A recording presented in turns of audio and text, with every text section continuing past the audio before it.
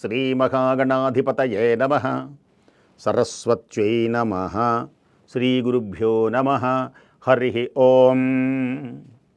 పవిత్రమైనటువంటి భారత భూమి, పుణ్యభూమి, ధన్యభూమి, జన్మభూమి, కర్మభూమి, వేదభూమి. మాతృభూమి, పితృభూమి, ధర్మభూమిరా, భరతభూమి, వేదభూమి, పుణ్యభూమిరా.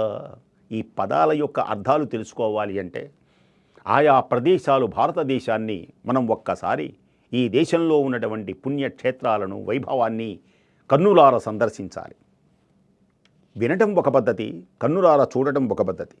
ఇలాంటి చూపించేటువంటి అద్భుతమైనటువంటి ఆనందాన్ని కలిగించే మహోన్నతమైనటువంటి వారు ఆర్వి టూర్స్ అండ్ ట్రావెల్స్ వారు. అనేక సంవత్సరముల నుంచి కన్నతల్లి ప్రేమగా తన వెంట జంట ఉండేటువంటి విధంగా ఉండి మనందరికీ ఏ విధమైనటువంటి బాధలు తెలియకుండా మంచి గదులతో, మంచి వసతితో, మంచి ఆహారంతో, మంచి భక్తిగా ఏ క్షేత్రమును సందర్శించి ఏ నదులలో స్నానం చేసి ఎలా ఉండాలి అనేటువంటి తెలియచేసేటువంటి వారు మనకు చార్ధామ్ విమాన ప్యాకేజీని కల్పించారు. ఇది ఒక అద్భుతమైనటువంటి చార్ధామ్ పేరు వింటాం. గంగోత్రి, యమునోత్రి, కేదార్నాథ్, బద్రీనాథ్, అద్భుతమైనటువంటి యాత్రలు, లోయలు. అసలు వెళ్ళటమే కష్టం.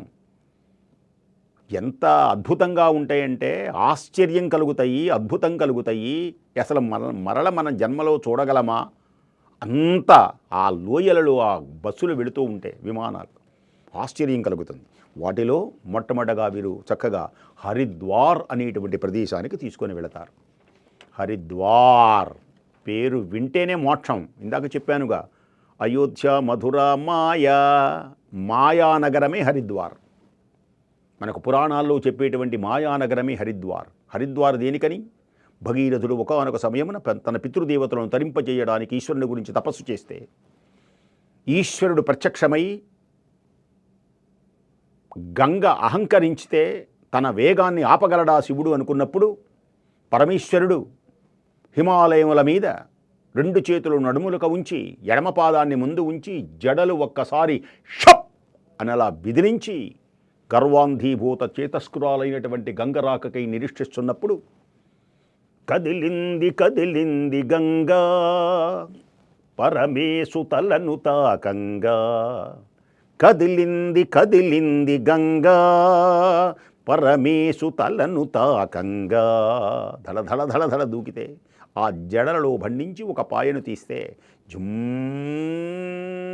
ఎగిరి హిమాలయ పర్వతముల మీదకు వచ్చి హిమాలయముల మీద నుంచి మొట్టమొదటగా భూమిని తాకిన సుందర పవిత్ర మహోన్నత ప్రదేశమే హరిద్వార్. అక్కడ గంగ ఉరుగులు పరుగుల మీద ఉంటుంది. యుగయుగాల చివేళ కూడా ఎన్ని యుగాలైందో ఇది ఆ గంగ భూమి మీదకి వచ్చి మానవులందరినీ తరింపచేయడానికి అలా వచ్చి బిందు అనేటువంటి సరస్సులో ప్రవేశించి తూర్పుగా 3, పడమటగా 3 పాయలు, ఒకటి భగీరథుని వెంట వెళ్ళి పాతాళలోకానికి వెళ్ళింది. అలాంటి పుణ్య దివ్య మహోన్నతమైనటువంటి ఆ గంగా మనకు దర్శనమిచ్చే హరిద్వార్. ఇక్కడ కూడా కాశీలాగానే గంగా హారతి ఉంటుంది. జయ జయ జయ గంగే. లక్షలాది మంది భక్తులు ఆ గంగలో స్నానం చేస్తూ ఆ గంగను ప్రార్థిస్తూ ఏకకంఠంతో చూస్తున్నటువంటి సుందర దృశ్యాన్ని మనం చూస్తే పరమేశ్వర అనుగ్రహం కాక ఏమున్నది మనకు? పరమేశ్వరుడు స్వయంగా వచ్చిన ప్రదేశం అది. అలాగే ఋషికేశ్, ఋషులు తపస్సు చేశారు.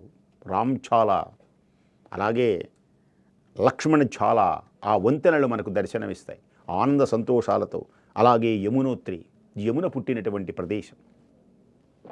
అది కూడా గుర్రాలతో వెళ్ళాలి, చిన్న చిన్న మెట్లతో జాగ్రత్తగా వెళ్ళాలి. యమునోత్రి, యమునంటే ఎవరు?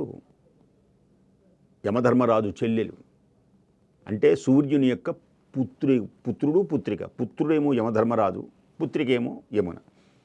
ఆ యమునా నదికి ఆ కృష్ణుడికి కూడా సంబంధం ఉన్నది. ఆ యమునా నది ఒడ్డునే మనకి ఈ బృందావనం, మనకి ఇవన్నీ మనకు కనబడతాయి. ఎలా సంచరిస్తూ యమునా నది ఆ పుట్టినటువంటి ప్రదేశానికి వెళ్తాం అన్నమాట మనం.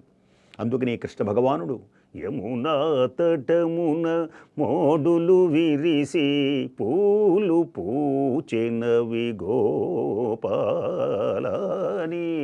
మధుమురళి గానలీలా.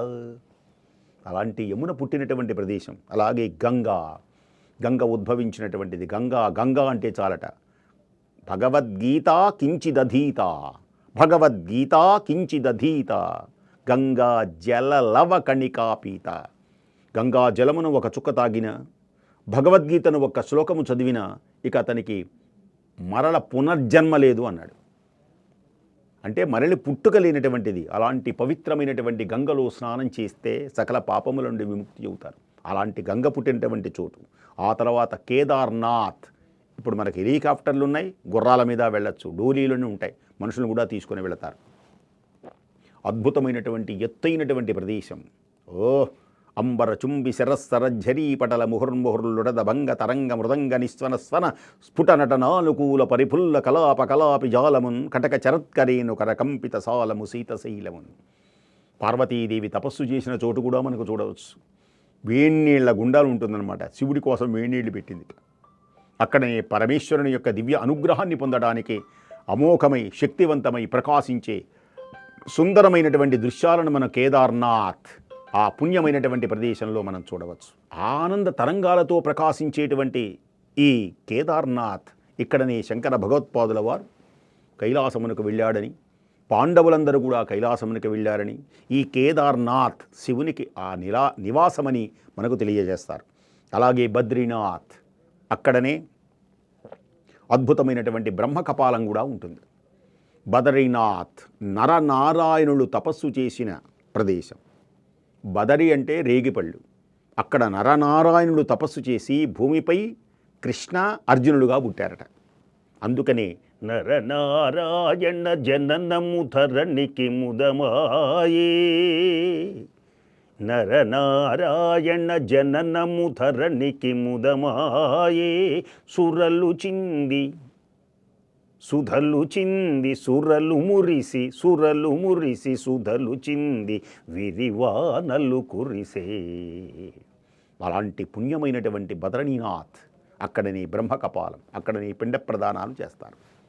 బ్రహ్మదేవుడు అసత్యం పలికినప్పుడు ఆయన తల అలా నరికితే కాలభైరవుడు, ఆ కపాలం శివునికి అతికినప్పుడు ఆ కపాలం పడినటువంటి అద్భుతమైనటువంటిది పిండ ప్రదానాలు తర్పణాలు కనుక ఇస్తే పితృదేవతలు తరిస్తారు. అలాగే ఉత్తర కాశీ, ఇక్కడనే విశ్వనాథ దేవాలయం కూడా మనకు అత్యద్భుతంగా గోచరమవుతుంది. అలాంటి పుణ్య దివ్య మహోన్నతమైనటువంటి విశేషములు మనం సందర్శించాలి అంటే ఆర్వి ట్రావెల్స్ ద్వారా సందర్శించవచ్చు. మీకు ఏదైనా అనుమానం గనక కలిగినా, తెలుసుకోవాలి అనుకున్నా, ఆ టూర్ గురించినటువంటి విశేషాలు ఇక్కడ మీకు కింద ఆ ఫోన్ నెంబర్లు ఇచ్చారు.